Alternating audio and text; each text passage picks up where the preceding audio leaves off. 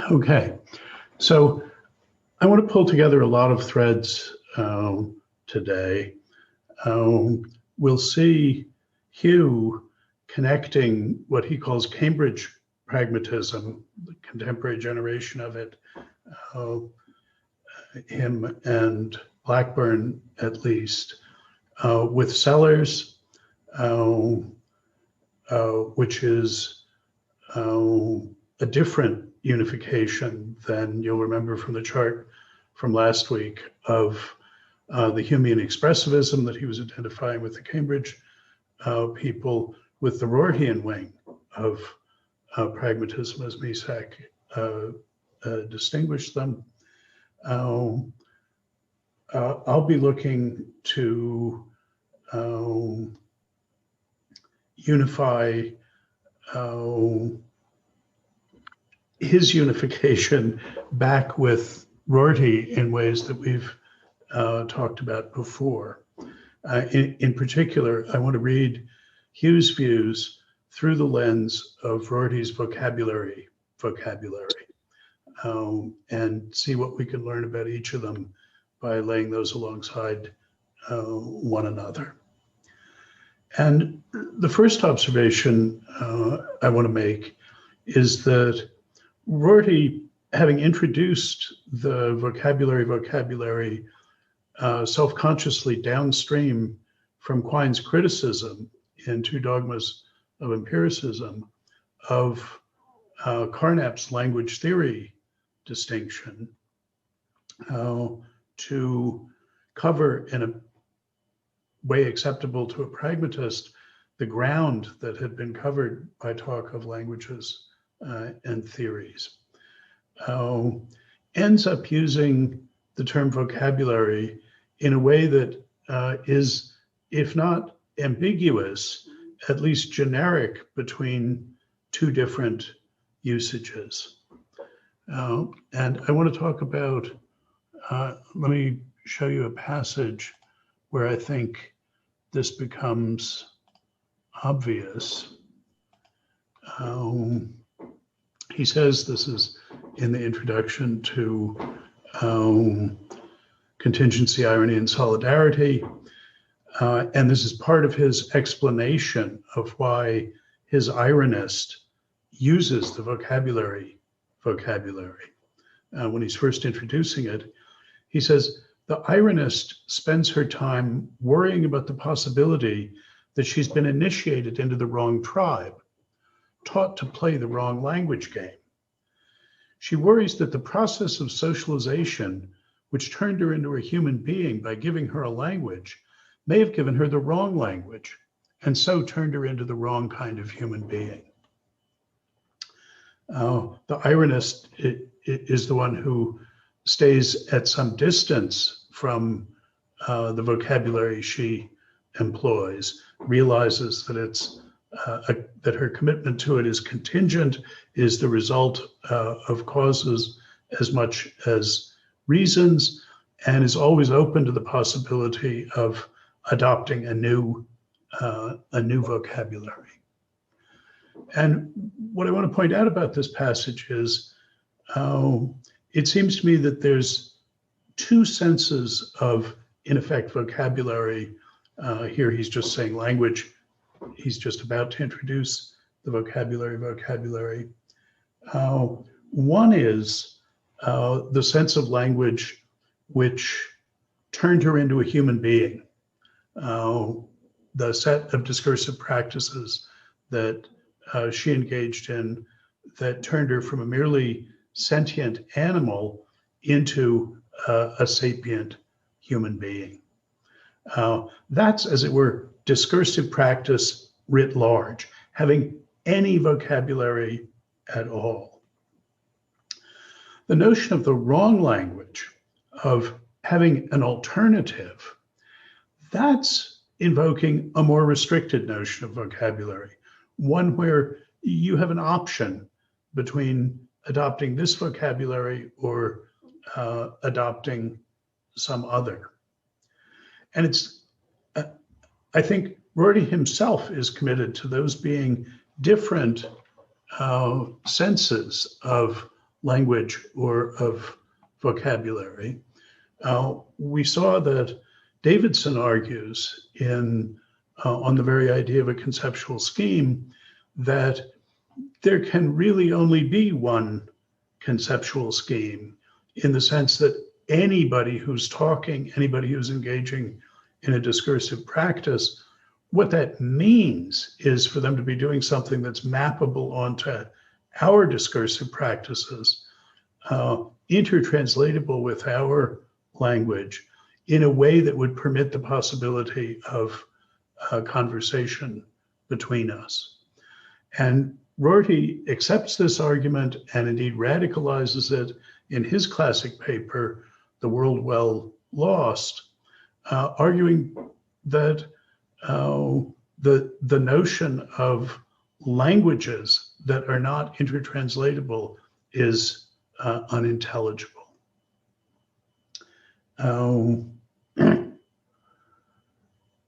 The kind of vocabulary that he's talking about when he talks about redescription, when he is thinking about the ironist as entertaining different vocabularies, when he's talking about the possibility of transforming our view of things by engaging in an act of redescription, picking a new vocabulary. I mean, philosophically, I would say, what makes this idiom live for me is thinking about redescribing the early modern empiricists and rationalists as representationalists and inferentialists, as a kind of redescription that really makes you think differently about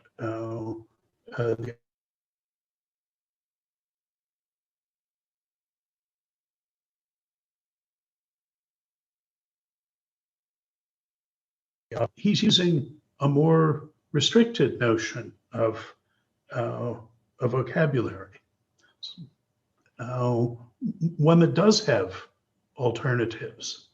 So let me put this again, particularly in contingency, irony, and solidarity, the notion of vocabulary and the notion of redescription go hand in hand. The idea that you can change things, as it were, holding your environment fixed in a causal sense, that you can substantially change things by adopting a new vocabulary, by redescribing. That's part and parcel of his vocabulary. And if we turn the crank on that notion of redescription one more time, well, I should say, redescription is in many ways not an ideal term for this, because he wants to reject the idea of global descriptivism, that what languages are for is describing the world. I think it's just for rhetorical purposes that he adopts this term for embracing and using a new vocabulary. Says, well, that's redescription. We'll see there is a sense that goes with Hugh's notion of I representation, in which that's okay. It's a deflated sense of description. I'm just going to use that as the way Rorty does, as a black box, and say, don't take the representationalist overtones of him talking about description and redescription seriously. That's something that if he's pressed, he would retreat from and give us paraphrases of it. But the notion of vocabulary goes hand in hand with the notion of redescription, and he turns the crank one more time on that and is interested in the possibilities of self-transformation by self-redescription. by adopting a new vocabulary for what you're doing and who you are and what you care about. Now, that's different from sort of redescribing the mighty dead philosophers or redescribing the relation between natural sciences and humanities. This is self-redescription, which is a distinctive kind of self-transformation. And in the book that he tells us remained his favorite, Contingency, Irony, and Solidarity, Rorty's particularly interested in that sort of self-transformation by adopting a new vocabulary. And what I want to point out is that that sense of vocabulary, the one that you have an option of picking a new vocabulary to describe or address other things or yourself, the sense of vocabulary in which he says strong poets give us new vocabularies. He thinks the later Heidegger is a paradigm of someone who gives us a new vocabulary for describing the culture and ourselves, and so the possibility of a distinctive kind of self-transformation. That can't be the same sense of vocabulary in which one becomes a sapient human being by coming into language, by coming to adopt a vocabulary.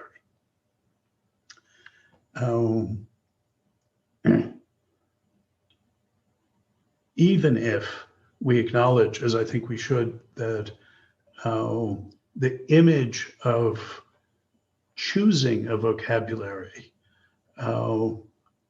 suggests a sort of cafeteria model. You know, vocabulary is laid out here, and oh, I'll have this, I'll reject that, but I will have this. And Rorty, in other places, wants to emphasize how difficult it can be to successfully redescribe things, and particularly oneself. So I would like to start off by distinguishing these two species of vocabularies. The one that is this mighty transformative engine that makes the difference between sentience and sapience coming into the language, which is the way many contemporary linguists prefer to talk about what the young ones do, as opposed to the Chomskyan learning a language. The image of coming into the language is appropriate to coming to be a participant in an already up and running social enterprise. And that's a very different image from the Chomskyan image of internalizing, of learning something. But I think what produces that transformation, the sense of vocabulary in which coming to use some vocabulary, coming to engage in some discursive practice, that's talking about autonomous discursive practices. Discursive practices, which I would understand in terms of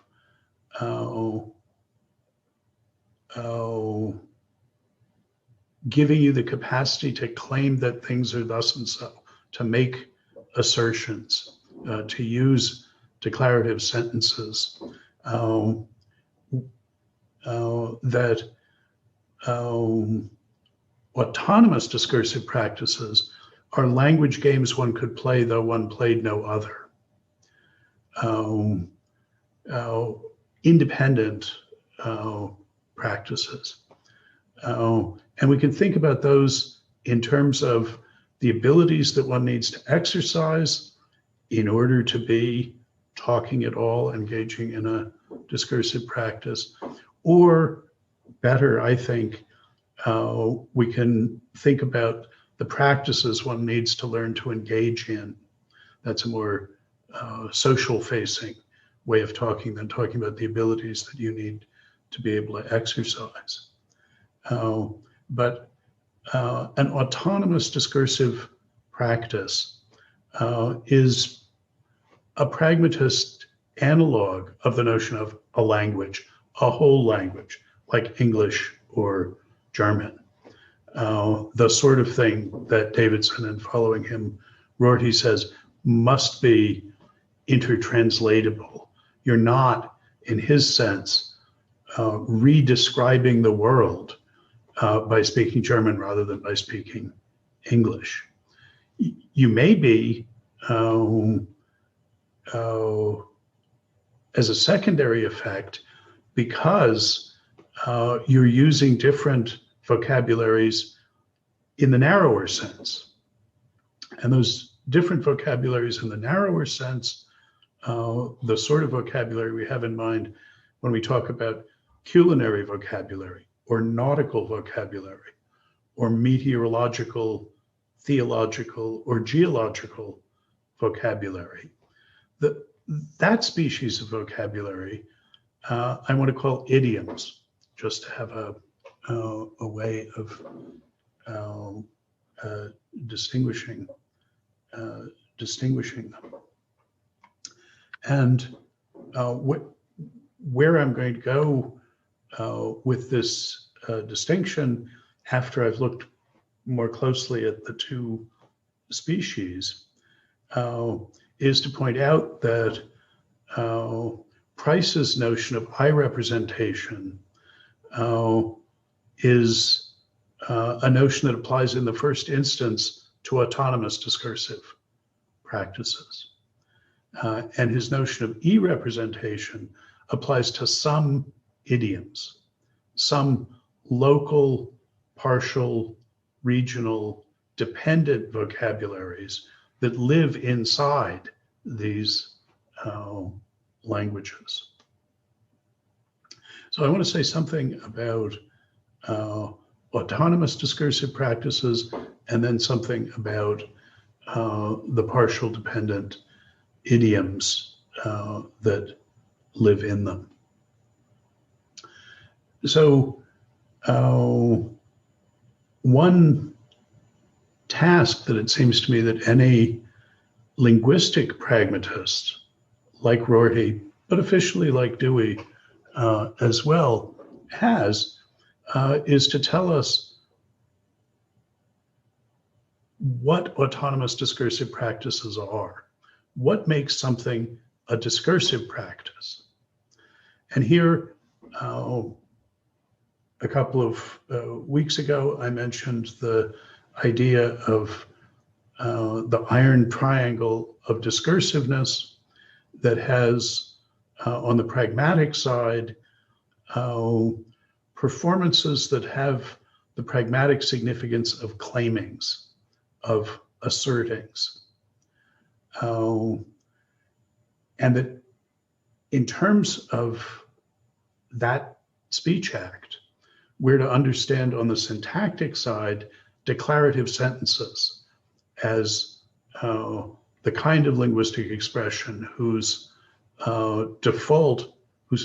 utterance has the default pragmatic significance of claiming or asserting on the syntactic side. And on the semantic side, we'll say that what declarative sentences, the kind of content that declarative sentences express is propositional content. The enterprise of my book, Making It Explicit, the project of that was to give necessary and sufficient conditions for something being a minimal autonomous discursive practice. And the basic claim was the centrality of assertion, that to be a discursive practice is to be a practice in which some performances have the significance of assertions, of saying that things are thus and so. And the claim was that to do that is to always to make a move in a practice or a game of giving and asking for reasons. That assertions are essentially, and not just accidentally, what can both serve as and stand in need of reasons. That to be propositionally contentful is to be able to play the role both of a premise and a conclusion in inference, so that assertions are things that are inferentially related to one another as reasons for and reasons against. That's a way of picking out practices that deserve to be called discursive practices. There may be speech acts in sophisticated discursive practices. There are many other speech acts besides assertion, but my claim is that containing speech acts that have the significance of assertions is a good way to draw the line around specifically discursive practices. And that on that basis, the kind of Sprachspiel that Wittgenstein gives us in the investigations, paradigmatically the slab game that he begins with, aren't really discursive practices because nothing in them has that significance. That's not a criticism of them serving the purpose he wants them to serve. It's a way of indicating how this criterion of adequacy goes. We've talked in the past about declarativism, which is the view that all declarative sentences ought to be given a uniform semantic treatment. And have identified the common enemy of Sellars, of Rorty, and of Price as a descriptivist or representationalist declarativism. That is, one that uses the declarativist criterion of demarcation, semantic criterion of demarcation,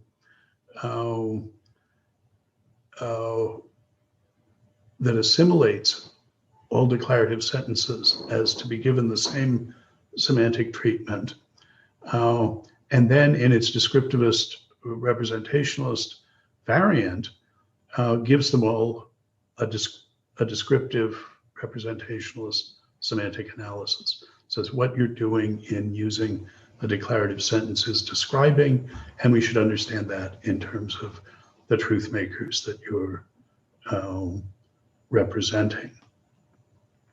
I should say there are, of course, other approaches to picking out autonomous discursive practices. When I was a graduate student, Rorty recommended that I go to Clifford Geertz's graduate seminar in the anthropology department. He and Rorty were good friends, and Rorty thought I would benefit from this. And in the very first meeting of it, Geertz defined culture as something that essentially involved language, went on to talk about the cultural practices that are articulated by it, and defined language as a symbol system in which everything can be said. That was his way of picking out a language. And I was struck by the conceptual presuppositions of this definition. The notion of a symbol system is already maybe giving us a representationalist commitment But I raised my hand and said I could use some help understanding what he meant by everything when he said a symbol system, that a language was a symbol system in which everything could be said. And he laughed and said, no, he wasn't going to be able to help me with that. That this was a good slogan, but it wasn't something you should put that kind of weight on. But the picture was, I think there was a substantial empirical commitment behind this, which is consonant with the Davidsonian point that I mentioned a minute ago, that Geertz's view, and I think linguistic anthropologists generally, this is a very common view, think that anything that can be said in any language can be said in any other language. That in that sense, all the languages can be mapped onto one another. And this is not maybe an easy claim to make crisp and sharp-edged. The claim is not that if we picked some one of the 80 New Guinea languages spoken by the tribes on that island, that you could translate quantum mechanics into that language, or that the language of, say, Genghis Khan was one that you could translate nautical vocabulary into. Never seen an ocean. I think the claim must be that those idioms, those more local vocabularies, are always introducible into. You could teach people who spoke any proper language and who engaged in any autonomous discursive practice, that you could, with enough time and enough trouble, extend their language so as to include the idioms that you found in any other language. I believe I mentioned in connection with the original Davidson-Rorty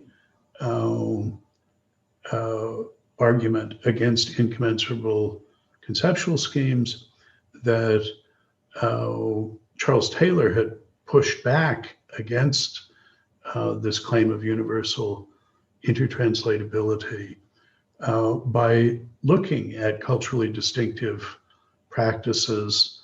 In one of the articles, it was Aztec religious practices, and saying, well, what you could do is write a whole novel in English that would try to convey to us what the practices, what the Aztec practices were, but that there would always be slippage. There would always be things that we didn't really understand that they were expressing. Yeah, Patrick.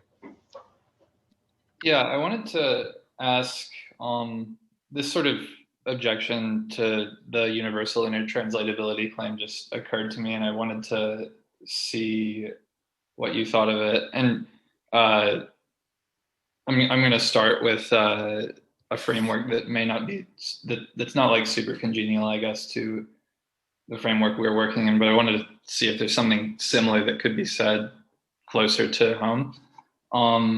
So I think there was this this puzzle that David Kaplan raised. So okay, the idea is that intuitively you'd think that there's no in principle impossibility of us thinking any one proposition. But then if you try to, find a world in which your counterpart or you is thinking that proposition, the set of propositions is always going to be provably larger than the number of worlds, and so there's just too many propositions to assign to, right?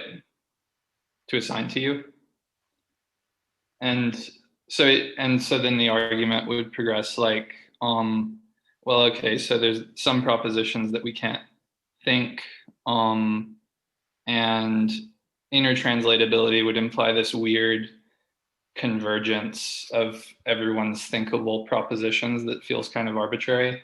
And yeah, so I'm wondering if there's some kind of, so the argument, I guess, would be like some seemingly arbitrary restriction on express what we're capable of representing or thinking to ourselves, and saying in language, and then inferring that, like, from the arbitrariness of that restriction, that it would be weird and sort of ad hoc to say that everyone converged in that limitation. Is there something that could be said? Okay, well, I'm only following the argument you're attributing to Kaplan part way. So he's thinking in the possible worlds framework, which indeed is at some remove from the pragmatists' approach to this, but fair enough. And thinking of identifying propositions with sets of possible worlds, with the set of possible worlds in which the proposition is true. So however many possible worlds there are, there's the power set of that many, two to that many propositions. And we know that the power set is always a higher cardinality than the set. So there's more propositions than there are possible worlds. That much is okay. And that's true regardless of how many possible worlds there are and how many propositions there are. It's true whether there's only a finite number, a countable number, or an uncountable number. Mm-hmm. But I don't see, the bit I'm not seeing is why anyone in any world can't entertain any one of those propositions. The thought of a universal language would be one that could express any of those propositions. Mm-hmm. Now, there's potentially a cardinality problem because languages only have a countable infinity of expressions in them. So one would need to say, well, you're going to be selecting a countable subset if there's a countable infinity of worlds, there's an uncountable infinity of propositions, and want to say something like, well, you can express any countable set of them, but not all of them at once, or something like that. I mean, the way in which the possible worlds framework is uncongenial to the pragmatist is one that Lewis worried about, and Stolnicker has worried about a little bit. And that is, the possible world framework itself doesn't give us an answer to the question, what do I need to be able to do in virtue of which I'm grasping one of these propositions?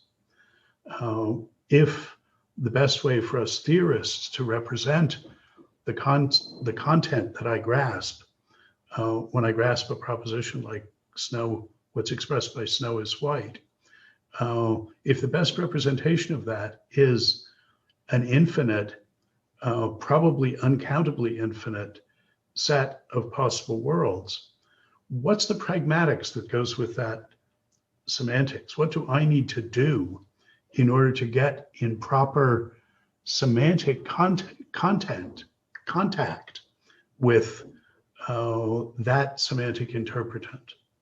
And Lewis wrote about this in his piece, Languages and Language. But the pragmatist wants to start with what we're doing, the practices we're engaging in. And it seems like there's a big gap between that and thinking about representing propositions, the semantic interpretants that we express when we make an assertion by an infinite set of possible worlds. Whether you think of possible worlds the way Stalnaker does as abstract objects, or the way Lewis does as spatiotemporal particulars that are causally and spatiotemporally unconnected to us, in either case, it seems like there's a worry about what our relationship is to them. So, yeah, I guess would the general form of the pushback you're offering be something like, so in the original argument, you need these propositions because, the space of them defines the space of what you can, propositions are the sort of things that you could express on this framework. And if you have a space of them and a subset of that is all you can possibly express, that's how you get the expressive limitation that gets the argument going. And the pragmatist opposition would be that that this, set that you need to be bigger than what you could in principle express is, but still be the set of the things that are, apt to be expressed. It can't do both at once. At least we want a story about that before that seems like a problem. It seems like a problem for the framework rather than a framework independent problem that we would need to address. Sure. So you'd need to show that something can play both these roles. Yeah. Yeah. So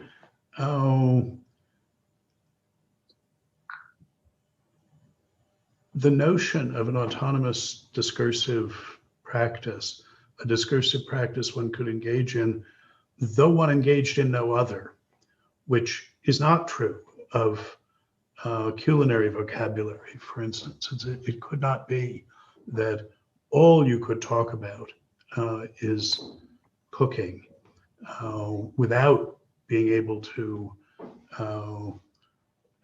talk about any other part of your environment, including other human beings that you were talking with. Nautical vocabulary, those are dependent local idioms.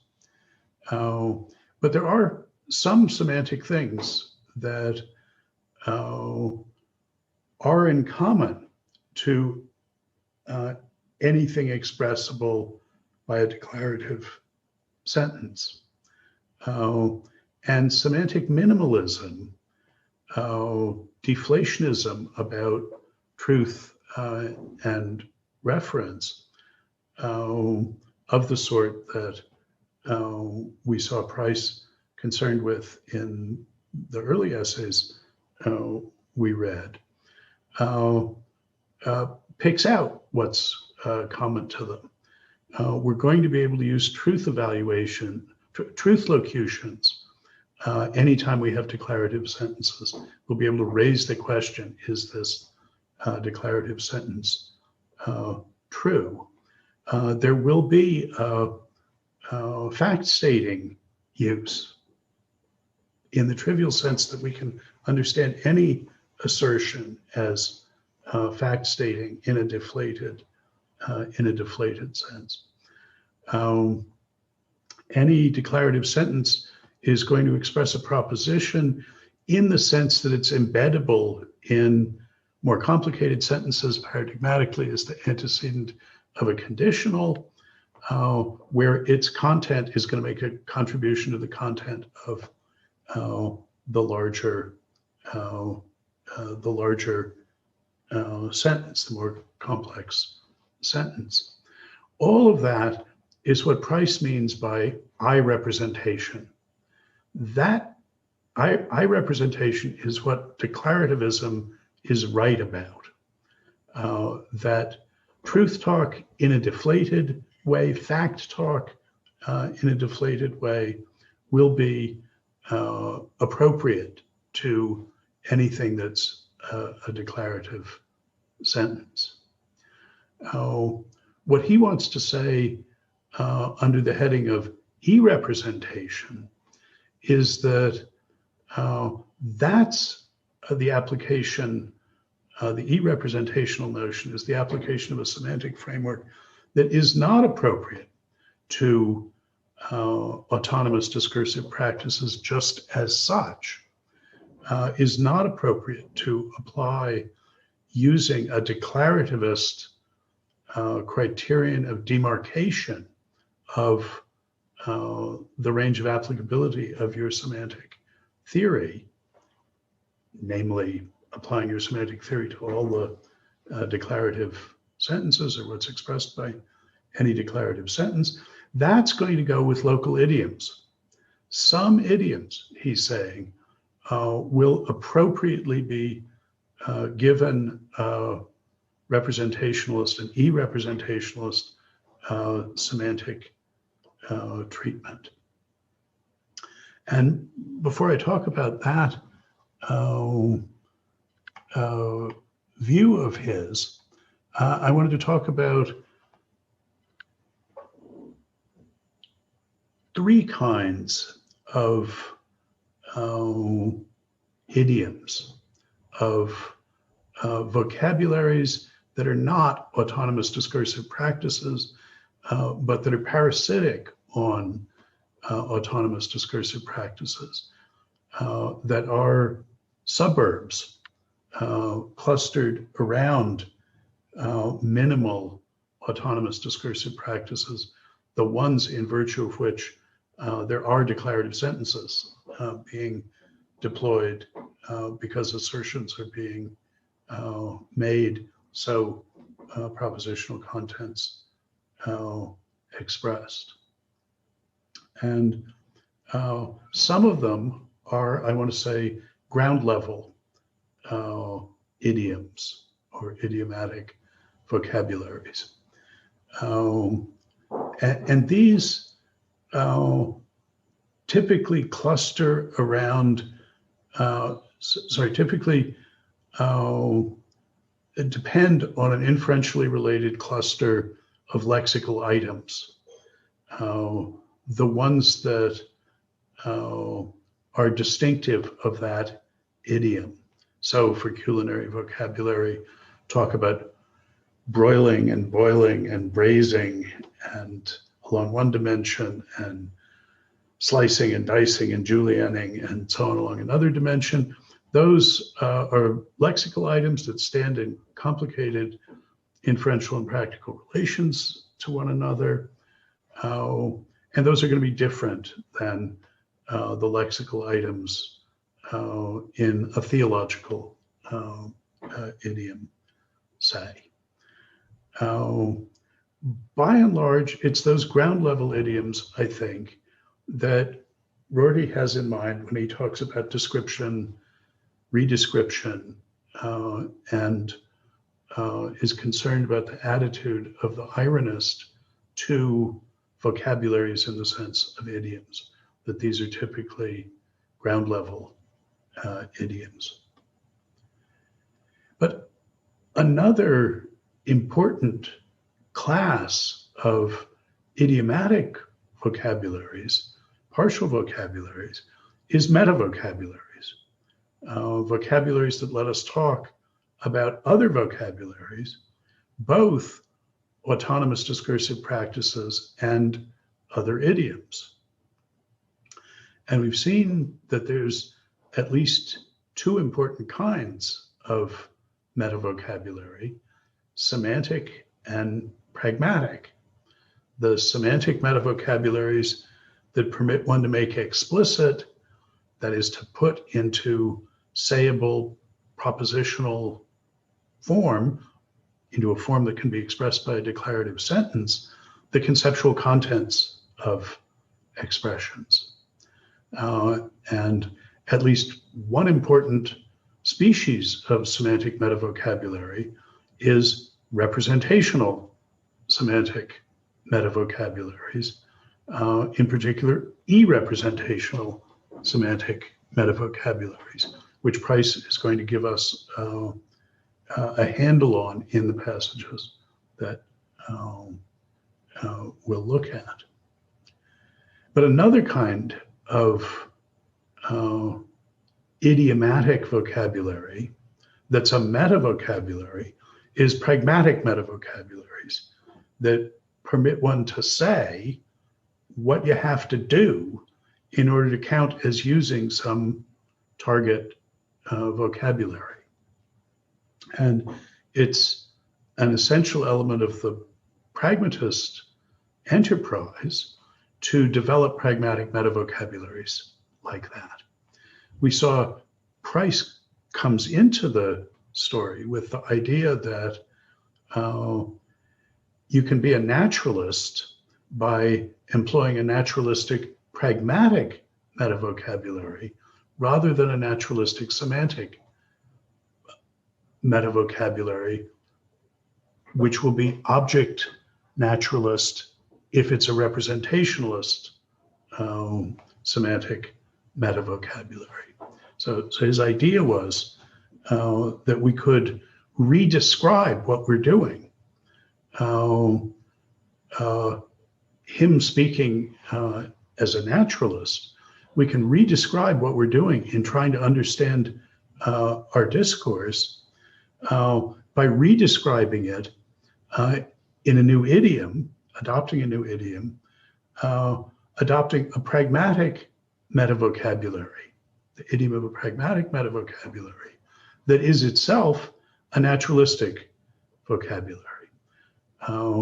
Again, we're talking about an idiom, we're talking about a naturalistic idiom, but that being employed as a pragmatic metavocabulary. And one point it's important to realize here is that those metavocabularies are not autonomous discursive practices.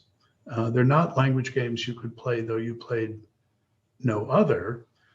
Indeed, they're sort of definitionally dependent on the target vocabularies that they are metavocabularies for. Those are sophisticated, late-coming vocabularies as idioms that let us become semantically self-conscious about features of the autonomous discursive practices that make all of these vocabularies as idioms intelligible.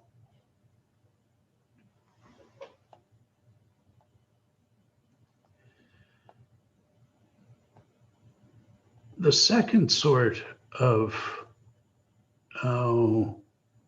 metavocabulary, the second sort of idiom that is a metavocabulary that I wanted to lay alongside the ground level idiomatic vocabularies like culinary, nautical, geological, and so on, is what I introduced at least briefly last time under the heading of categorical metavocabularies. And here, what I'm about to say is partly recapitulating the story from last time, but filling it in a little bit in the current context. Remember, the underlying idea, one of Kant's central ideas, is that besides, in addition to concepts whose principal expressive job it is to describe and explain things, empirical goings on, that in addition to vocabulary like that, there are concepts expressed by vocabulary whose principal expressive task it is to make explicit features of the practical framework within which it's possible to explain, to describe and explain empirical goings on. And that framework consists of features of the discursive practices that we have to be able to engage in order thereby to talk, to count as talking and thinking about how things empirically are. In Price's terminology, these framework explicating categorical concepts that Kant discovers or invents, depending on how you want to think about it, the framework that they're explicating is the framework of e-representational idioms. The ordinary empirical descriptive vocabulary that Price is going to say does admit an e-representational semantic analysis, which he doesn't want to extend to all declarative sentences, that is, to everything that's deployed in an autonomous discursive practice. And Kant's categories, the pure concepts of the understanding, these framework explicating concepts, he says we must know of them a priori. Our knowledge of them must be a priori. It can't depend on any other particular empirical knowledge, because it's knowledge of the framework that makes these possible. And the particular species of categorial metavocabulary in the sense of an idiom, these are not autonomous discursive practices, that I talked about last time was post-Sellarsian categorial metavocabularies. And here I had in mind the lesson that Sellars learned from Carnap when he redescribed Carnap, the arch logical empiricist, when Sellars redescribed him as a neo-Kantian, and did so by understanding Carnap's development of the idea of a meta-language as the appropriate form of Kant's categories after the linguistic turn. Carnap himself had not understood his notion of meta-languages as expressing Kantian categorical concepts. That was Sellars' redescription of him. And it was when Sellars redescribed Carnap in that way that the scales fell from his eyes, and he adopted what he called the new way of words. He made the linguistic turn. And in particular, in the 50s, the young Sellars thought of pragmatic categorical metavocabularies. That is, as vocabularies that let us talk about features of the practical framework, the pragmatic framework, the framework of practical abilities and discursive practices that makes e-representation, description of empirical goings on possible. And Sellars then set himself the pragmatist task of developing such pragmatic categorical metavocabularies. And in the readings for this week, what we see is essays of Price on Sellars, and an essay of Price on McDowell and Sellars, and then Simon Blackburn's presidential address to the Aristotelian Society, in which he discusses my Locke lectures. It's Cambridge Pragmatism, the description of what they share that Price endorses in that in the first of the essays we read for this week. It's Cambridge Pragmatism's engagement with what was grouped together in the title of Chauncey Maher's recent book, whose title was The Pittsburgh School of Philosophy, Sellars, McDowell, and Brandom. Now, I'm not going to talk in the Blackburn piece. In his presidential address, he discusses my Locke lectures between saying and doing that talk about these post-Sellarsian categorial metavocabularies. And I'm not going to talk about the Blackburn essay, but I do want to make contact with Price's engagement with Sellars. So what I've done so far is distinguish between two kinds of vocabulary, two species of vocabulary, autonomous discursive practices and local, regional, dependent idioms, vocabularies that one can only speak on the back of autonomous discursive practices as suburban practices on the outskirts of those downtown practices. And I pointed out that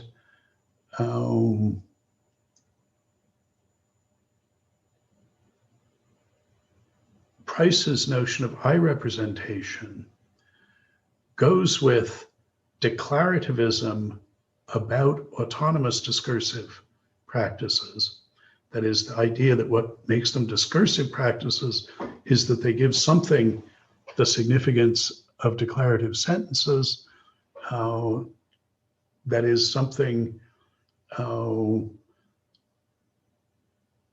the significance of the utterance of which is to make a claim or an assertion, and that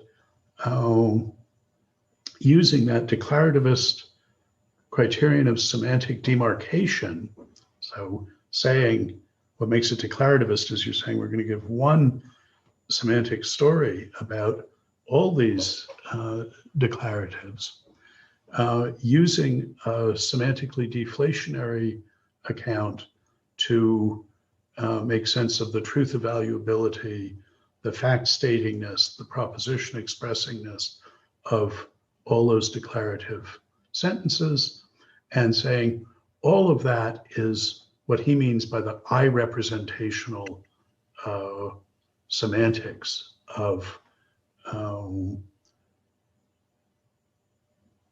what's instituted by autonomous discursive practices, by contrast to the E-representational account, semantic account, that he wants to give locally of some select set of vocabularies in the sense of idioms.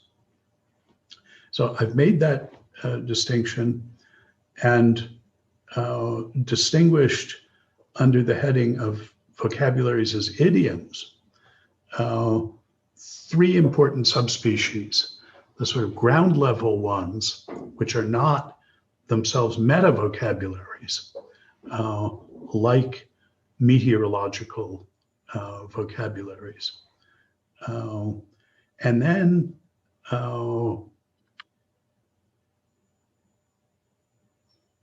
idiomatic vocabularies that are meta vocabularies that let us say something about the use of other vocabularies, either autonomous discursive practices or idiomatic vocabularies, and that those come in the two flavors of semantic and pragmatic, idiomatic meta vocabularies.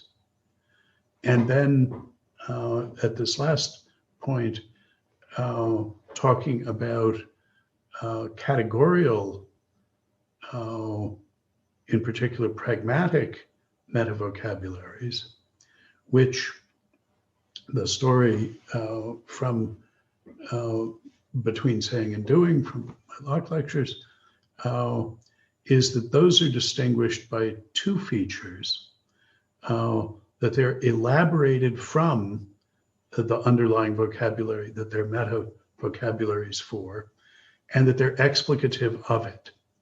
So they're explicative of it means they let us say what you need to do in order to be using that vocabulary as expressing the contents that using them that way confers on it.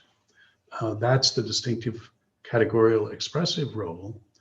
And to say they're elaborated from the use of that vocabulary is what we make after what Sellars made of Carnap, thinking about these categorical concepts, of idea that categorical concepts are a priori. And that is that in using the target vocabulary, the ground level vocabulary, you already know how to do everything you need to know how to do in order to use the categorical vocabulary. And so there isn't anything more you need except maybe a word to go with those abilities, to regiment those abilities. Here, the Sellarsian slogan is, grasp of a concept is always and everywhere mastery of the use of a word. That's hyperbolic. Maybe there's more than one word involved, but Sellars' understanding of grasp of a concept is mastery of the use of a word. And the claim is, you may not have the concept, the meta concept, the categorical meta concept, in the sense that you don't have a word for it. So you haven't hung those abilities that you have, haven't tied them together in one package, associated them with one word, but you already have all the abilities that you need in order to deploy that categorical concept. Paradigm for Kant and for Sellars is modal, alethic modal concepts, subjunctive conditionals, prime among them.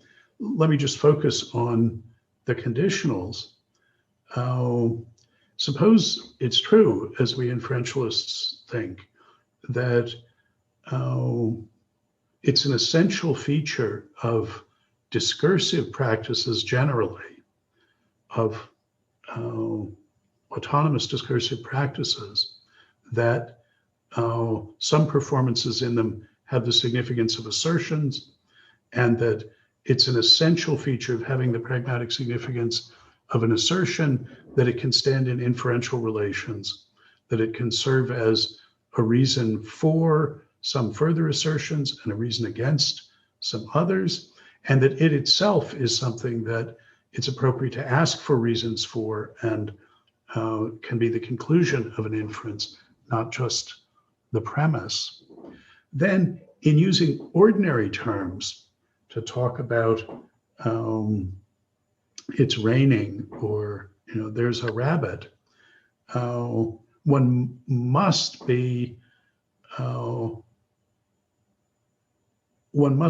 know how to distinguish what is a reason for the claim that it's raining, what follows from the claim that it's raining, that there's a rabbit, and so on. That can be fallible and partial, but the mastery of the use of the word that is the grasp of the ground level concept is knowing your way around in the inferential surround, knowing what you'd be committing yourself to if you said that it's raining. So knowing that the claim that it's raining is a reason for the claim that the streets will be wet. And now the claim is, you know everything you need to know how to do, you know how to do everything you need to know how to do to use the conditional. To be able to say that the inference from it's raining to the streets will be wet is a good one by asserting if it's raining, then the streets will be wet. You already, by hypothesis, can distinguish that as a materially good inference that's part of your grasp of the concepts rain and wet. All you need is the if-then conditional form to let you say that that's a good inference. So on this post-Sellarsian conception of categorical concepts, what corresponds to Kant's idea that your grasp of them is a priori is this claim that all the abilities you need to use the categorical concepts are already implicit. You already implicitly have them. You know how to do that already. All we need is to give you the word, to teach you that you can assert if P then Q whenever you would treat as a good inference, the inference from P to Q. And that you can, okay, so maybe that's clear enough. Now, all of this has been downstream from pointing out that Rorty uses the notion of vocabulary in these two substantially different ways. The autonomous discursive practices, those, in some sense, there's only one of them. They're all the same up to intertranslatability, is his view. At least for the minimal autonomous discursive practices, when we haven't added on the optional ground level idioms. So we're not thinking about the nautical and the meteorological vocabularies, but just the minimal autonomous discursive practices are all the same up to some kind of isomorphism defined by intertranslatability. By contrast to these regional idiomatic vocabularies, which are not at all intertranslatable, culinary, nautical, quantum mechanical vocabularies, those are not. And those are the ones in terms of which we redescribe things for Rorty. Those are the ones in which we redescribe and so transform ourselves. Those are the ones that the ironist, appreciating the contingency of the permanent possibility of redescription by the adoption of a new idiomatic vocabulary, always keeps a certain distance from those vocabulary. The embrace is always tentative and fragile. That's the irony. But that's only for the partial dependent idiomatic vocabularies. And what I'd like to point out now is there's a sense in which that distinction reinstitutes the language theory distinction, that it was the point of the vocabulary to overcome.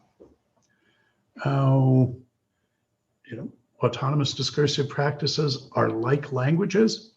That's, for instance, what by coming to engage in one of those, you become a sapient and not merely a sentient creature, that in that Rorty passage, we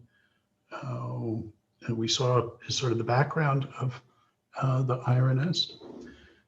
Whereas the idioms are the ones that you have choices about. You can adopt this one, give it up and adopt another one to redescribe, or transform yourself by self-redescription by adopting it. Recall also that when we were reading Rorty, at various points I raised the worry that some of the things he said seemed to have him falling back into mere Carnapian pragmatism, where Carnap, depending on this distinction between languages and theories, says, look, pick your own language, you decide what your words mean, that's entirely up to you, and can be a function of your interests, what you're trying to do. He's a pragmatist about linguistic frameworks, languages, but then he says the world will settle what the true theory is, what's true, given what you've decided to mean.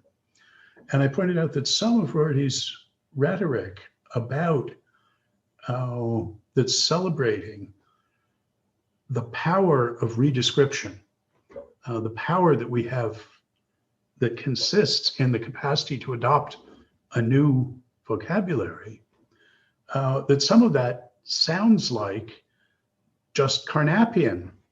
Carnapian pragmatism. Well, you can pick whatever language, talk whatever language you want. And so now we might worry if this distinction of two uses of vocabulary, is it just confused? Is he just running these things together? I suggested no, they're two distinguishable species, and we can say rather a lot about the relations between them. For instance, the relations between some idioms, idiomatic dependent vocabularies, that are meta vocabularies that let us talk about autonomous discursive practices, including in the categorical way. It isn't just a confusion. There are these two species, but we might wonder whether we've gone around in a circle here, if we've circled back to a language theory distinction. And I think there is something to that, but I also think there's been real progress here, that this is a pragmatist version of that distinction. And one way you can see that we haven't simply reinstituted it is that for Carnap, what you have free choice about is the choice of the language. There's many of them, and that's entirely up to you. Whereas the theory, once you fix the language, the world settles what's true. The proper theory. Whereas in this Rortian version, autonomous discursive practices, basically there's only one of those, at least the minimal one. They're alike up to intertranslatability. It's the thing that's analogous to the theories that's up to you. That's the idiomatic things. That's what there's many of. That's what the ironist plays around with, redescribes things, transforms herself by redescription. Carnapian pragmatism was about the language side, not about the theory side. So Rorty, in transmuting this, transposing this language theory distinction into the pragmatist key that he has broken decisively with merely Carnapian pragmatism, in a way has turned the Carnapian picture on its head. the vocabularies that matter for redescription, self-transformation by redescription for the ironist are now the ones that correspond to theories in a language, dependent idiomatic vocabularies, vocabularies that are dependent on minimal autonomous discursive practices. And the beginning of the synthesis of the Cambridge pragmatism of Price and Blackburn that I want to make is to see that Price's distinction between I representation and E representation depends on the distinction between the autonomous discursive practices that I representation is declarativist about, but only descriptivist in a deflationary sense, on the one hand, and the selected, privileged, special idiomatic vocabularies that he's going to give a semantic e-representationalist account of.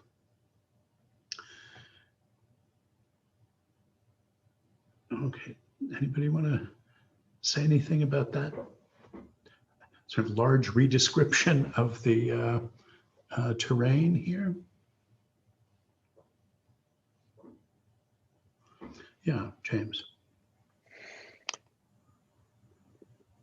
I wonder, this ambiguity or this this generic vocabulary term that Rorty uses, it certainly does seem like he capitalizes on its genericness when he celebrates the imaginative power of artists and intellectuals to transform themselves and to open transformative possibilities for others.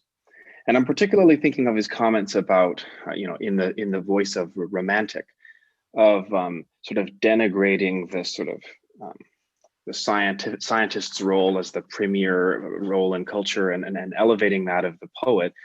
And he talks in that context about how the romantics weren't interested in Kant's determining judgments. They were more interested in the reflective ones, the ones in which imagination develops heretofore unknown concepts.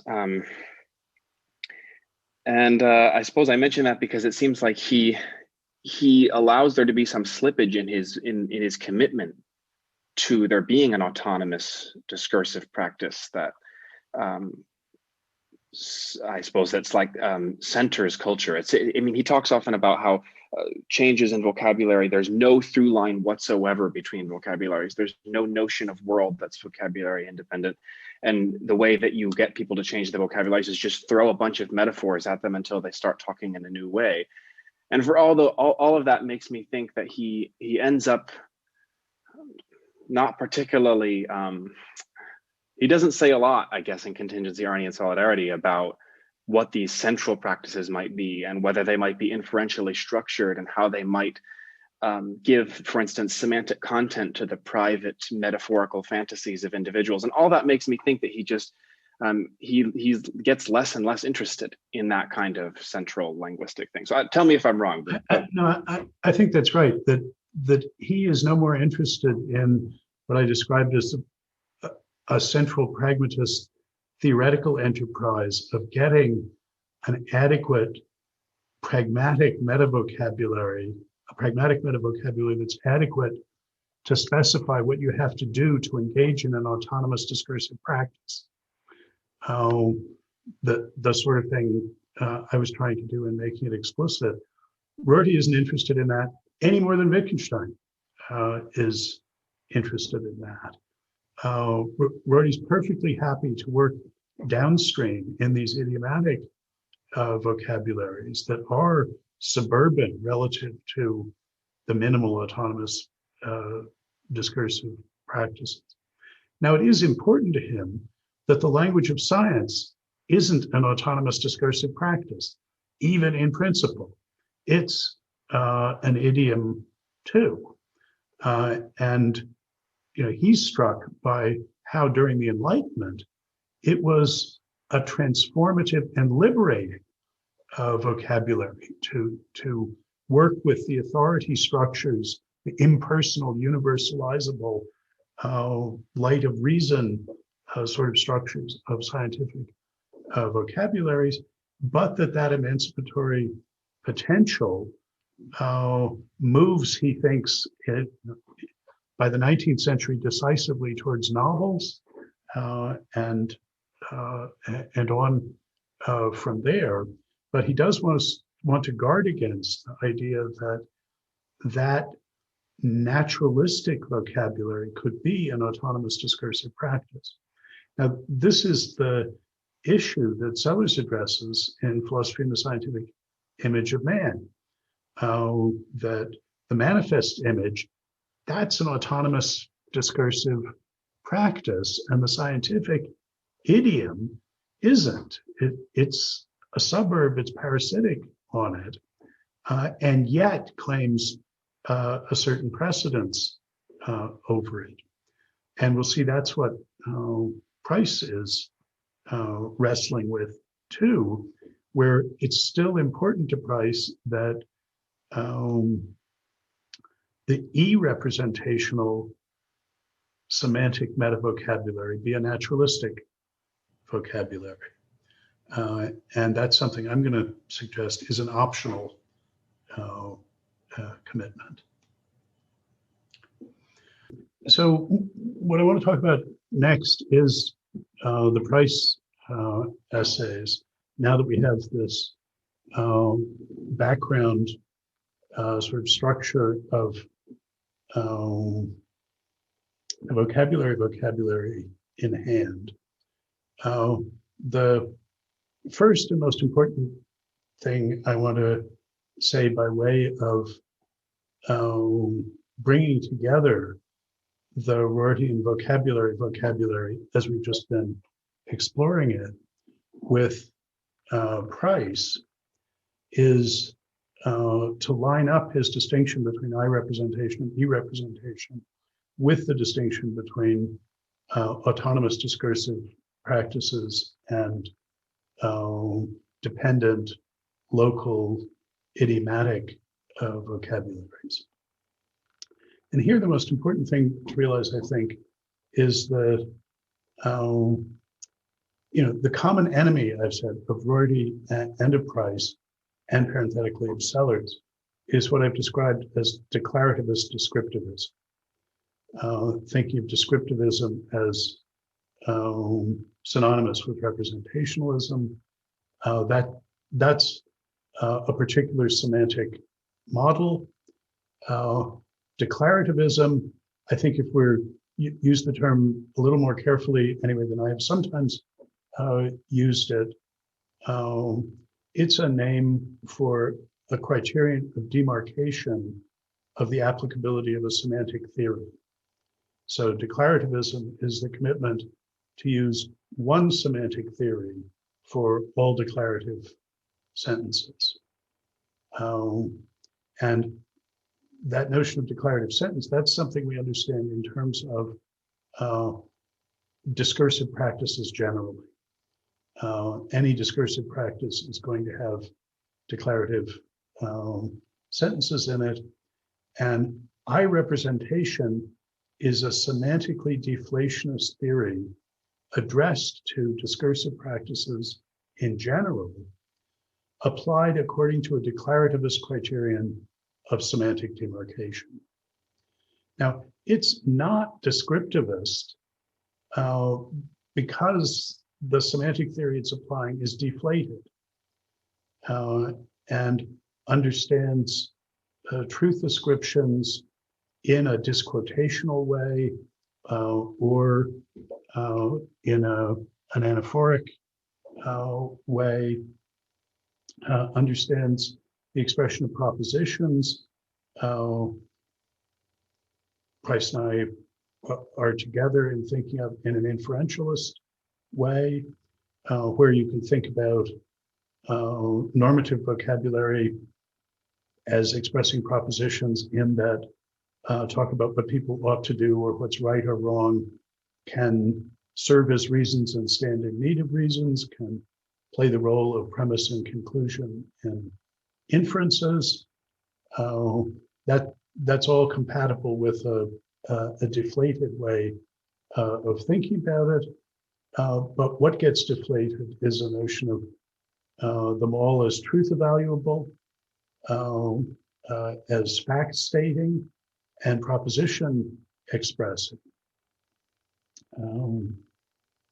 Whereas the notion of e-representation applies to some local partial dependent vocabularies, typically the ones I've called OED vocabularies, ordinary empirical descriptive vocabularies, both in ordinary life and in scientific contexts. But those are vocabularies in the sense of idioms. They're partial, they're dependent. And it is descriptivist or representationalist about those local idioms in a more robust sense, in the sense of object naturalism. It applies a representationalist paradigm, semantic paradigm, to not now in the declarativist mode to declarative sentences generally, but just to the sentences of these particular idioms, but paradigmatically, the ground level ordinary empirical descriptive vocabulary. And it focuses, it has a more robust sense of a descriptive semantic model or a representational semantic model that focuses on Price's term is tracking relations, subjunctively robust isomorphisms between the representeds and the representings. Price is taking on board for this model what Fodor theorizes about under the heading of one-way counterfactual dependences between, in Fodor's way of putting it, horses and horses, between representeds and representings of them. And interestingly, one of the connections that Price makes with Sellars is to identify e-representation with Sellars' notion of a dimension of picturing, which is distinguished from the background notion of semantic assertability in Sellars, which is a declarativist, I-representational notion. And I think there's some quibbles around the edges that, as a Sellars scholar, I would make about the way Price puts this. But by and large, I think he's right in seeing Sellars as having, under the heading of S assertability, a notion of I-representation, a declarativist, deflated, inferentialist notion of propositional contents, and under the heading of the dimension of picturing, an e-representational semantic picture for some discourses and not others. So Price's distinction between I-representation and e-representation essentially depends on this distinction of two species of the genus vocabulary, one that goes along with declarativism and discursive practices as such, and the other that's applicable just to some dependent, what I've been calling vocabularies as idioms.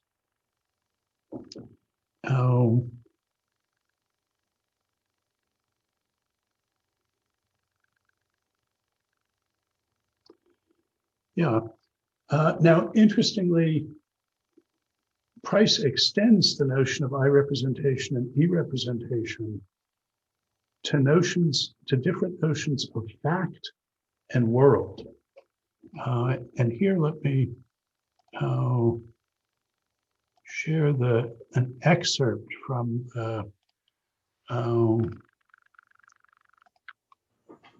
the passages that are in the handout.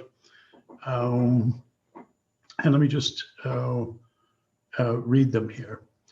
He says that alongside the distinction between e-representational and I-representational notions in play in contemporary philosophy, we need to recognize a corresponding distinction between two notions of world. One, the e-world, is the natural world, the object of study of science in a broad sense. The other notion, the I world, is something like all the facts, everything we take to be the case. And again, I have in mind the kind of metaphysical naturalism that maintains that the natural world is all there is, i.e. that declares itself to be realist about the natural world and anti-realist about everything else. This is object naturalism. I want to say that this view is trivially true or trivially false, depending on whether we mean the E-world or the I-world when we talk about what there is. In neither case is there an interesting philosophical issue. The appearance that there is one rests on confusing these two senses of world. In other words, I think that Sellars should accept that mathematical facts, moral facts, modal facts, and the like are not inferior, just different. Sellars had said that about concepts. And that for fact, as for other semantic notions, we've had to recognize that the notion has an inclusive sense and an exclusive sense. I see what he's doing with the I in inclusive and the E in exclusive. In the exclusive or narrow sense, it's a matter of definition that all the facts there are natural facts. That's what the narrow notion is, he wants to say. My diagnosis is that we need inclusive and exclusive notions of world, just as we do for fact and the other notions we've mentioned. And for world as for fact, it becomes a trivial matter that the world is the natural world, or a trivial matter that it's not, depending on which of the two senses we have in mind. So there's no space here for substantial metaphysical naturalism or metaphysical non-naturalism of the old varieties. As I would put it, paraphrasing Sellars, the way is now clear to an ungrudging recognition that many facts, objects, and properties which naturalists have relegated to second-class citizenship are not inferior, just different. So, his thought is that the exclusive semantic theory that he's going to apply to ordinary empirical descriptive discourse, to naturalistic discourse itself, the discourse of natural science, that he's going to specify in a naturalistic semantic metavocabulary. That is, in that naturalistic semantic metavocabulary, he's going to specify the representeds, the objects we're talking about, just the way the object naturalist wanted us to. And in that same naturalistic semantic metavocabulary, he's going to specify the representings, the terms we use, the declarative sentences we apply in the idiomatic vocabulary of natural science, and in that naturalistic semantic metavocabulary, in the sense of an idiom. It's not an autonomous discursive practice, but in that idiom, we'll specify the subjunctive relations, conditional relations, the tracking relations that say that if the represented had been different, the representing would be different. That's to say that the representings are tracking the representeds in the sense that he's concerned about. And there he wants to say that facts in that sense, the facts that are stated by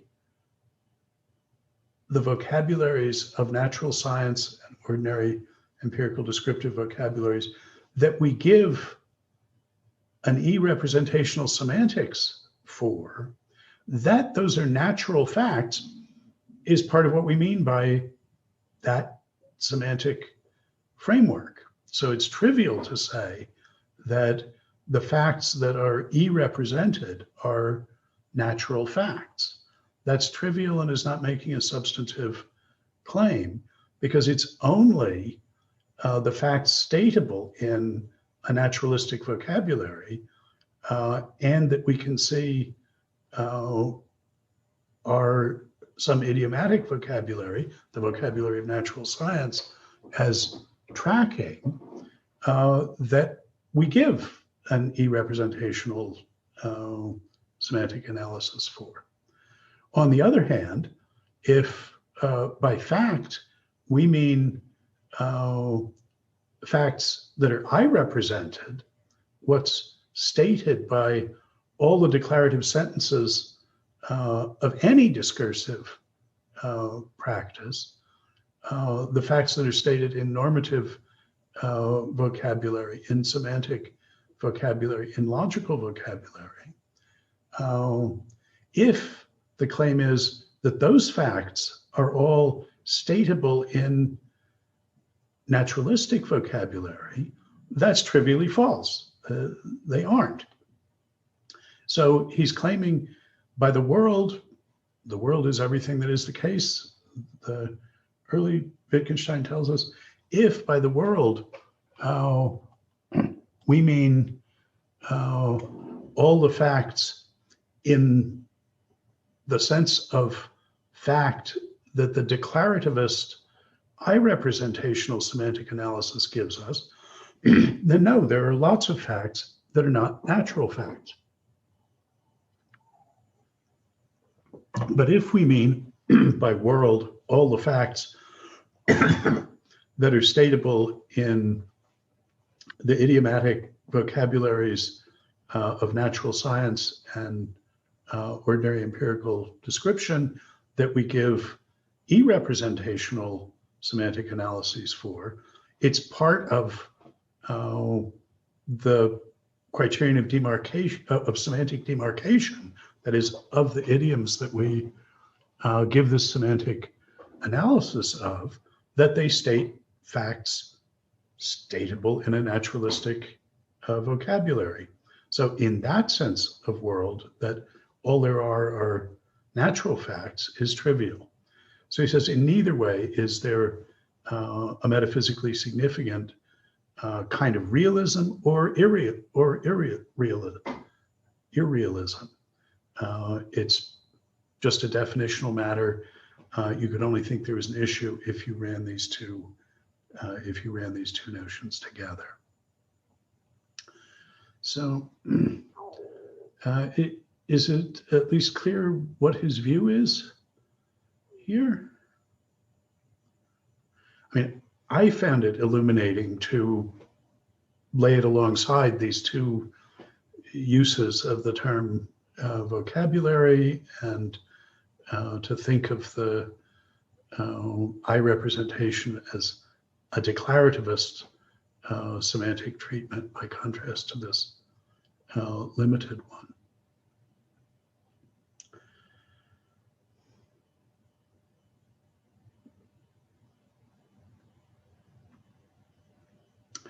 Now,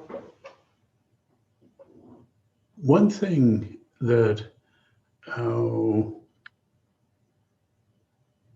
I think we can do is use a less restrictive meta vocabulary.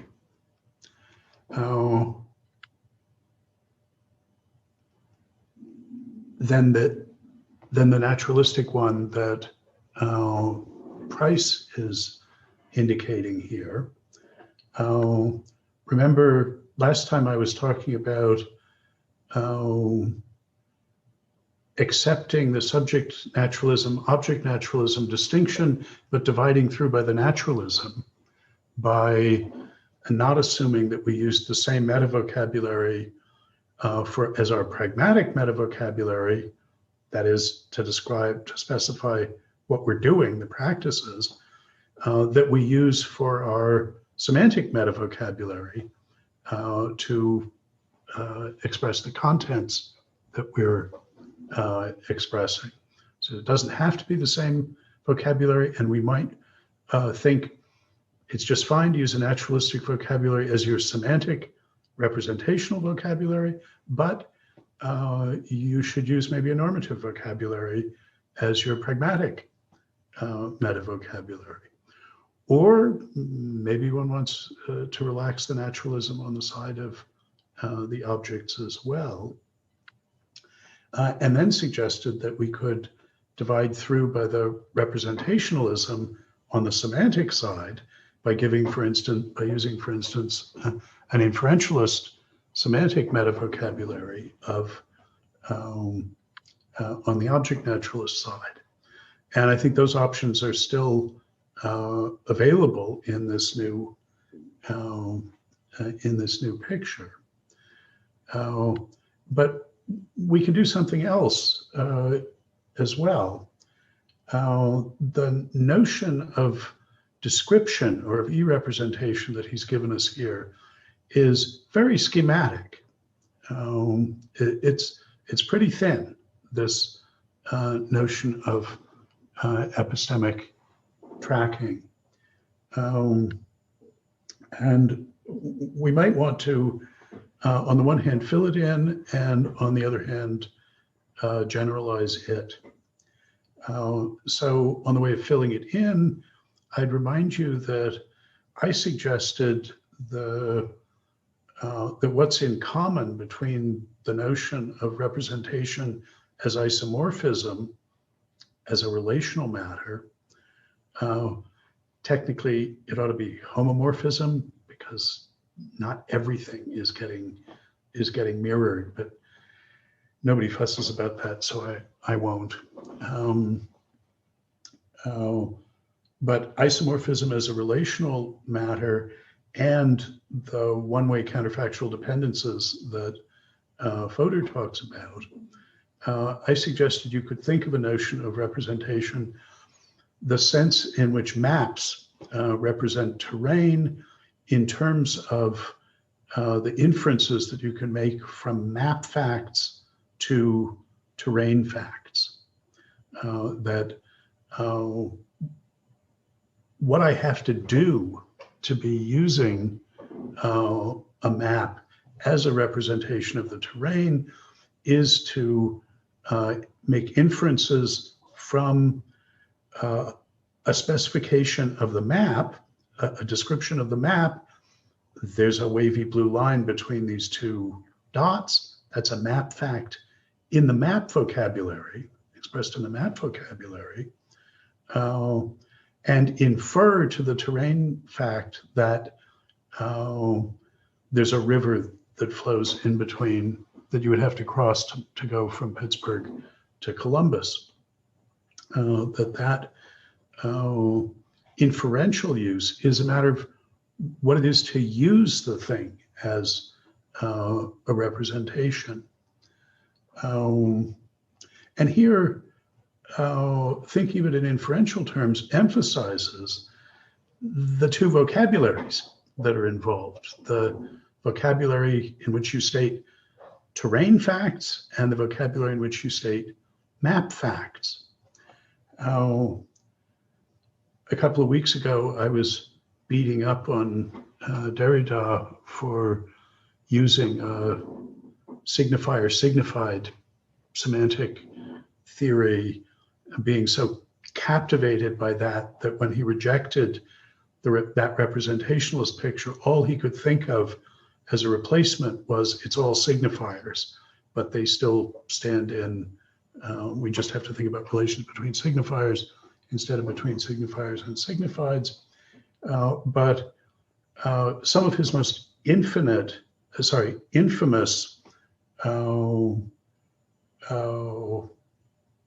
playings with, I would say, semantic theory are intelligible in terms of these vocabularies of map facts and terrain facts. One of his well-known essays, Margins, classifies philosophical works by the width of the margins in the editions of those works that he has, and makes much of the fact that the margins in his edition of Nietzsche are much wider than the margins in his edition of Heidegger that's discussing the Nietzsche. And this is part of a diatribe against what he calls logocentrism, privileging the game of giving and asking for reasons. And the playfulness in this is that the vocabulary he's using to specify, as it were, the map facts in the text include the width of the margins, which are not normally map facts. I mean, text facts that one would take account of in inferring readings about them, any more than the brown semicircle on the map that resulted from my putting my coffee cup down on it one time. That shouldn't be describable in the map vocabulary because it's not something you ought to be making inferences from about the terrain. And similarly, where the fold goes in the map or the margins of the map, those are not things specifiable in the map vocabulary. And Derrida is expanding the vocabulary he uses to describe interpretable features of the text, features that he's going to make inferences from. So in another essay that's collected in that same book, Margins of his essays, he takes as the basis of his reading of Hegel the fact that in French, his name, Hegel, is a homonym for eagle. Not something a logocentric philosopher would take into account in giving an interpretation of the Hegelian text. But that's sort of the point that he's making. He's playing with the boundaries of the vocabulary you use to specify, as it were, the representing, the signifier, and the signified. So we might wonder what the rules are for specifying the vocabularies in which we're going to, for determining the vocabularies in which we're going to specify the representeds and specify the representings. And even if we wanted to restrict ourselves to a naturalistic vocabulary for what's represented,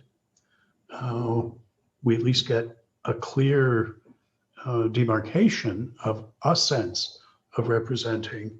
If we do that, if we ask what vocabularies track, support isomorphic inferences, track counterfactually naturalistic facts, but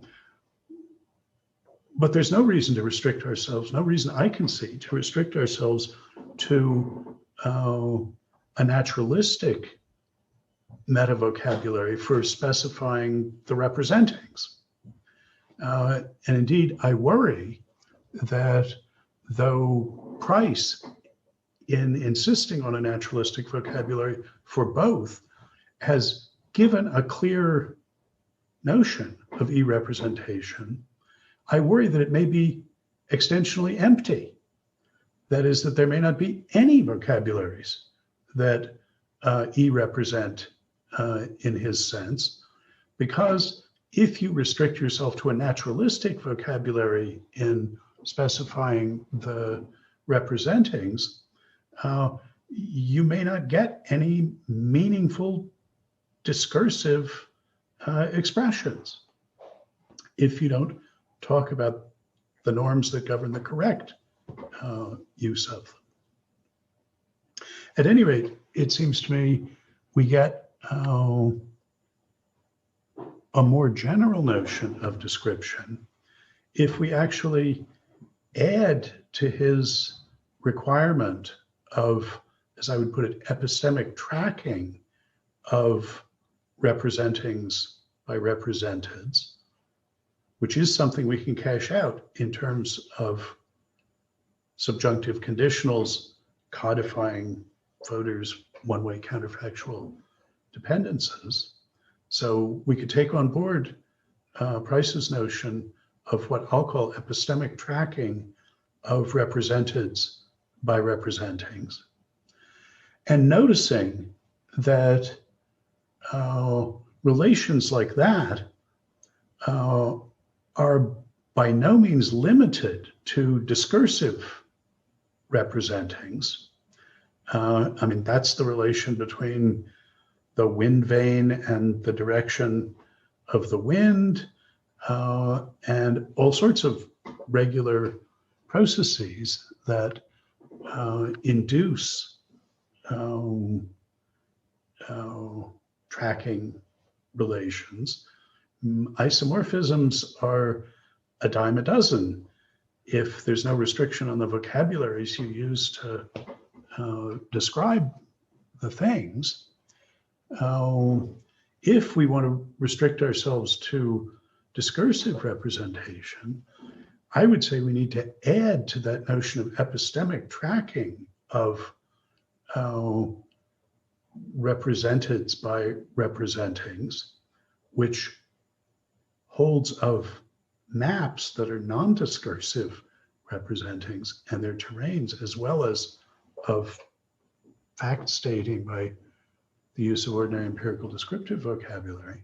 If we add to the requirement of epistemic tracking a requirement of semantic governance of the representings by the representeds, in the sense that the representeds have to provide a standard of correctness for assessment of a standard for assessment of the correctness of the representings, sort of as representings of those representeds.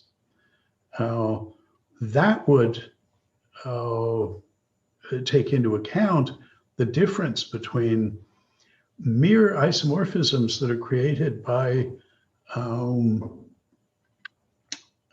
reliably covarying causal chains, the way in which the ringing of the bell reliably counterfactually causes the pressure waves in the air and so on. It would distinguish that from ones that were discursively used as representings because someone appealed to how it is with what's represented in assessing the correctness of the representations.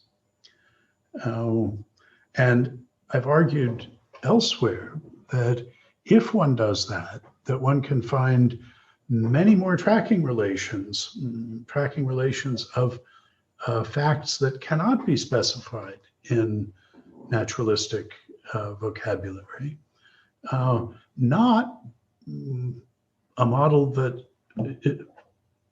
satisfies the declarativist, the full declarativist semantic model, but one that's in between the E-representings of Price and the I-representings that is the full declarativist, but descriptivist only in a deflated sense. And I've argued that if we want to understand modal facts, laws of nature, as genuine features of the objective world, we have to understand modal expressions, which are, according to the post-Sellarsian notion of categorical metavocabularies, categorical concepts that express our endorsement of patterns of inference. But in virtue of playing that framework explicating expressive role as their primary expressive role, can play a secondary descriptive role in a sense that's more robust than the I-representational declarativist one, so that we can say that there really are laws of nature. That's not just a façon de parler, and it's not as weak a sense of there are as the declarativist one. I'm not going to remake that argument. I'm just pointing out that there is an argument like that. There's room for an intermediate notion of description. So that's an assessment of this new notion of e-representation. All of this in these two Price essays is filling in what he meant by the slogan at the end of one of the essays we read for last week, when he says, I started off as an anti-representationalist, that is, as a nihilist about representational relations, and now I find I'm a dualist, that I think there's two fundamentally different kinds, namely I-representation and E-representation. And he's filling in that notion here, and I think usefully pointing out that it has consequences for what you say about what the facts are, whether all the facts are naturalistic facts, or as he's careful to put it, trying to avoid the quantification over all the facts, whether the naturalistic facts are the facts, period, or whether there are facts that are not naturalistic facts, facts specifiable in a naturalistic vocabulary, natural facts, and justifying his conclusion that there's no interesting question there, that in one sense of fact, all the facts are natural facts. That's trivially true, and in another sense, it's trivially false in the declarativist sense. Questions or comments about the place where Price is by the end of these essays?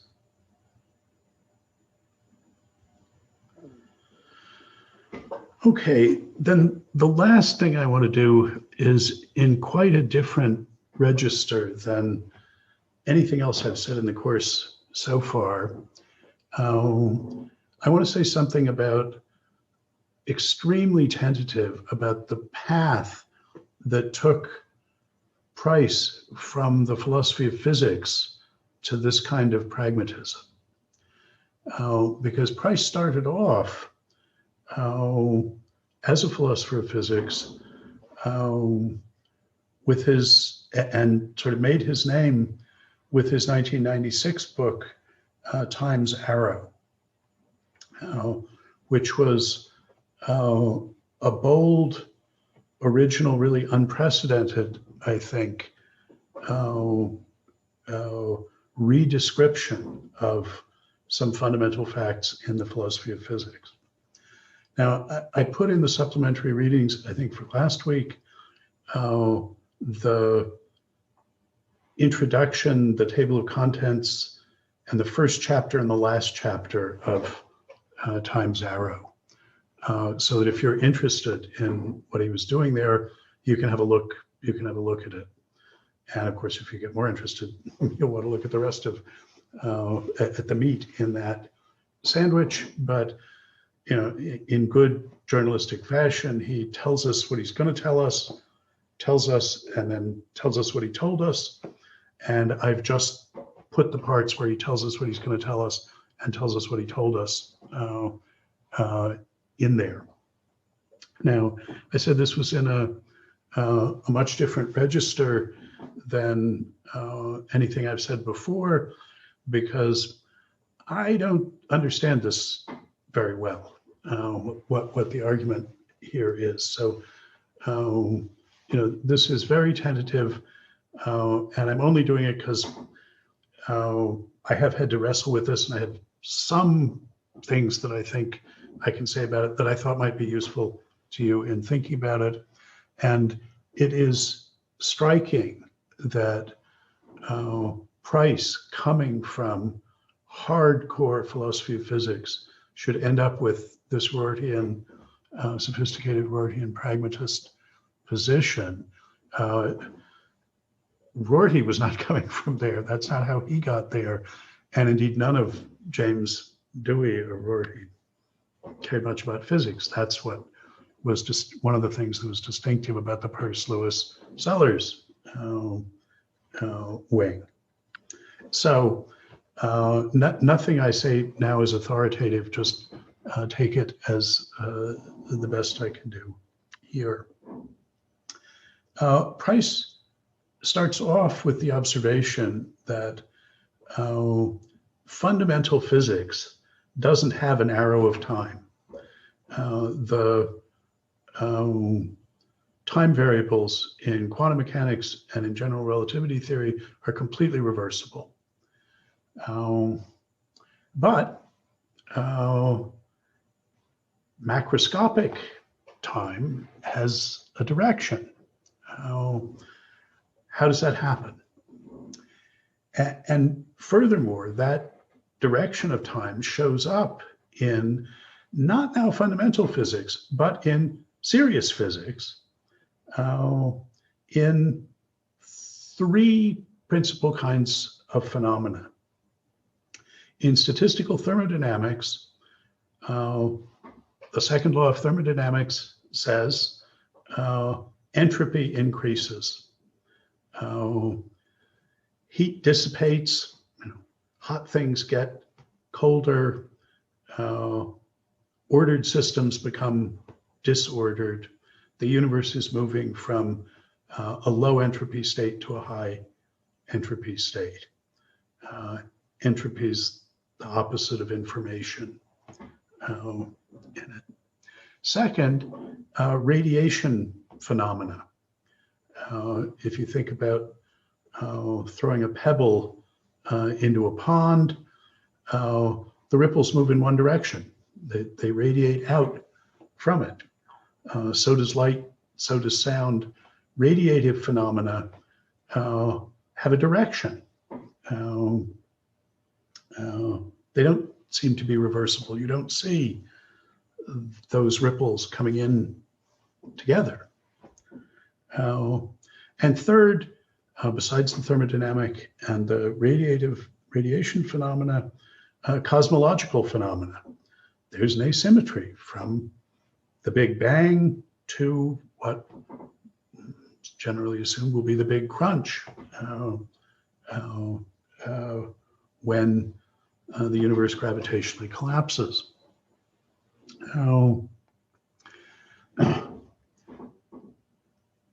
So it's a job of explanation within physics to say how these asymmetric, irreversible phenomena arise at the macro level from a micro level where everything is, as far as we understand it, reversible.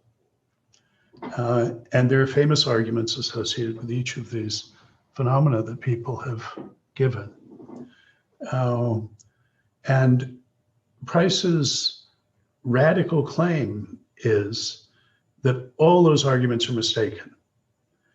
That the arrow of time is an anthropogenic phenomenon. It's a projection by us onto a physical world that does not have an arrow of time. That because our practical activity, our agency, is irreversible and asymmetric.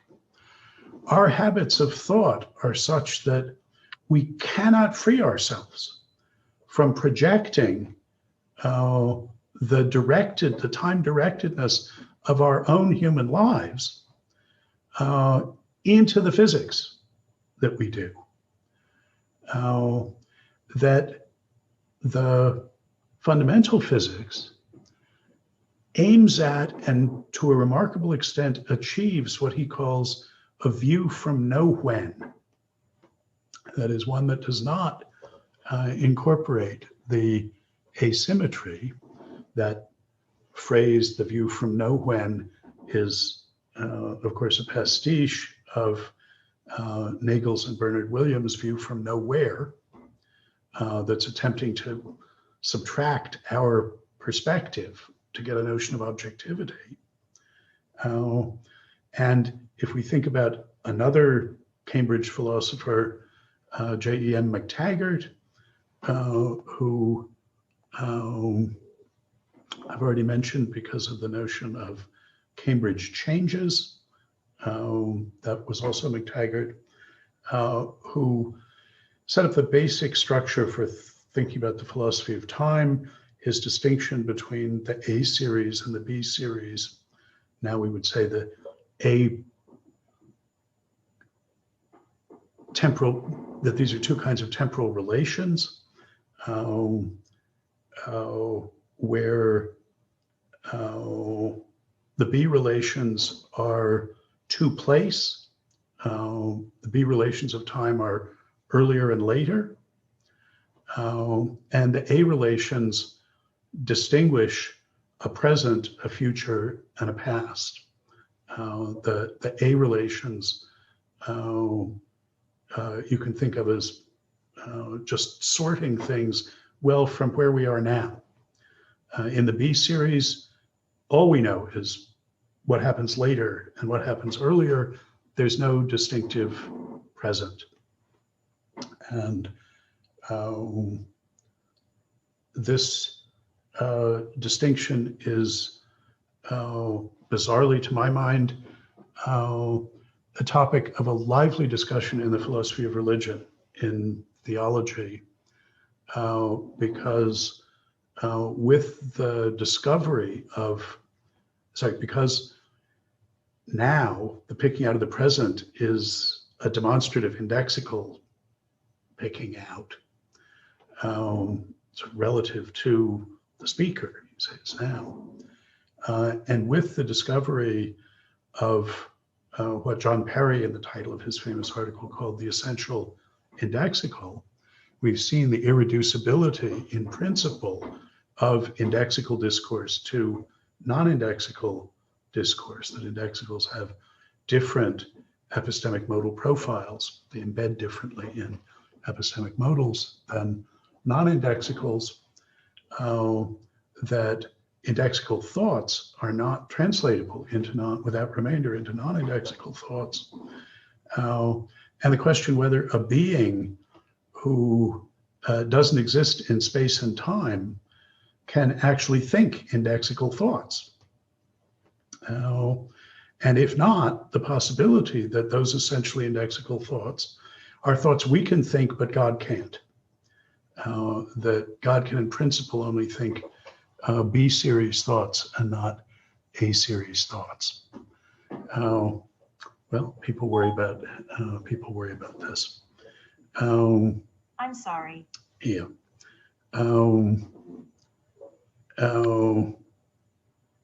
At any rate, Price argues that every attempt to construct macroscopic temporal asymmetries on the basis of the framework of microscopic reversibilities, he's surveying basically three kinds of arguments, that every one of them is flawed. Every one of them, if you look at it closely enough, involves projecting back assumptions that are irresistible to us, but are not licit from the view from no-when. And he argues, it's probably impossible for us to fully adopt a vocabulary that incorporates the view from know-when, that isn't contaminated by the arrow of time in our local lives. Time is asymmetric in the sense of increasing entropy in some bits of the universe. It's right around us, for instance. But he finds this projective flaw in all of these arguments, and argues that put in a properly atemporal view from know-when vocabulary, we have no reason to think that causation can't run backwards, that time can't run backwards, and doesn't in some parts of the universe. So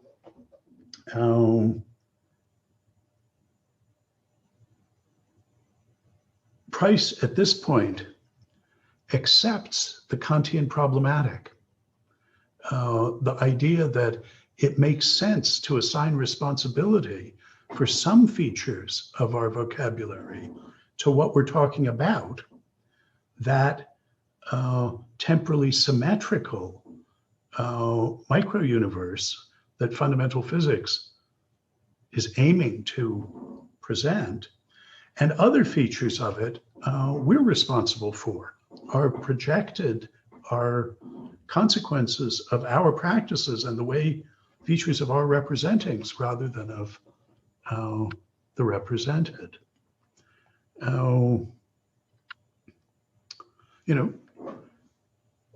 Classical pragmatism is sometimes thought of, sometimes described as a kind of subjectivism. William James' famous remark that the trail of the human serpent is over all is understood as saying, well, things that we're responsible for are just shot through our discourse. And it's an analysis a bit like that Price is making in the Times Arrow book of 96. Now, I've emphasized that Rortian pragmatism is not a subjectivism of that size, of that kind, because that kind of subjectivism is accepting the Kantian problematic and assigning sort of more features than we thought to the side of the subject rather than the object. Whereas what he's doing is using the vocabulary to reject the Kantian problematic as ultimately unintelligible if we're thinking in the proper anthropological terms about discursive practice. If we're not thinking about it in object naturalist terms or in representationalist terms, then the problematic doesn't make sense. So he's not a subjectivist in that sense. But Price hasn't made that move yet in the Arrow book. Now, what Price starts to do sort of immediately after this is undertake what he's thinking of, what he will come to think of as subject naturalist investigations of discursive practice. Even the language of physics, he's seen, involves practices that are not easily intelligible, he's arguing, as reflecting features of what they're describing or representing, of the world that they're describing or representing. So he bears down and starts thinking about discursive practice in ways that he will later come to understand as subject naturalist rather than object naturalist ways. And it's during this period that he reads Rorty. Rorty's name does not appear in Time's Arrow. The word pragmatism and pragmatist do not occur in that book. Price was driven to Rorty and pragmatism by trying to think through this sort of deep, radical observation that he had in the philosophy of physics. So he's trying to think in the book of what we would have to do in order to be talking a vocabulary that properly expressed the view from nowhere. And he realizes that representational semantic models aren't helping him in doing that, that he's got to do a different kind of analysis to do that. So yeah, I think most of what I've just said is right as far as it goes. It's expressing my partial understanding of this book, but I found it enlightening just thinking about the arc of his thought, to taking him from radical views in the philosophy of physics, and I mean he's continued to work in this area, to Rortian pragmatism, of just the kind that Mizak accuses of not taking science seriously, certainly not taking physics seriously. And she's in the anomalous position of thinking Hugh's the good kind of pragmatist, but then Rorty's the bad kind of pragmatist, and how could you be influenced by that? Anyway, for next week, we'll read some of his pragmatist philosophy of language as he begins in the period between 96 and the early 2000s, when we started reading some of the other stuff, before in the following week reading sort of where is now, sort of where he's ended up. But just as we talked about the arc of Rorty's thought, the arc of Hugh Price's thought here, I think, is fascinating. And I should say, if you've been reading the things that I've been talking about less in Blackburn, his gradually coming over to the dark pragmatist side, being persuaded that, yes, his Humean expressivism is a kind of pragmatism, and redescribing what he's doing using the language of pragmatism as Hugh is carefully curating it for him. This also is a telling arc of thought, because Blackburn begins as fierce an opponent of Rorty as anybody on the face of the earth, and ends up comfortable with using the pragmatist vocabulary to redescribe what he's doing and sign on to the Cambridge Pragmatist Project. Okay, well, that's what I have for this time. I'm not going to take any questions on the philosophy of physics side, but if you have the chops for that, now you have at least some framework for it. So, as always, I'll stick around in case anybody wants to talk afterwards. Otherwise, see you next time.